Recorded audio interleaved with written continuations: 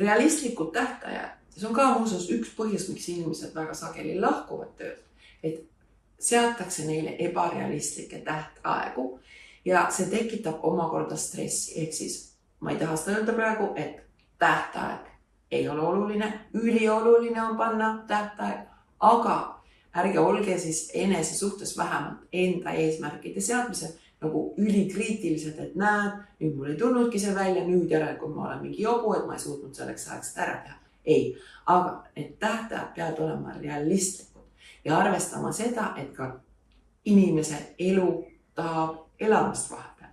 Ehk siis realistlikud tähtajad omakorda tegelikult nagu muudavad selle aja planeerimise tundumalt efektiivsemaks kui see, kui on nagu survestatud ja peale surutud tähtajad.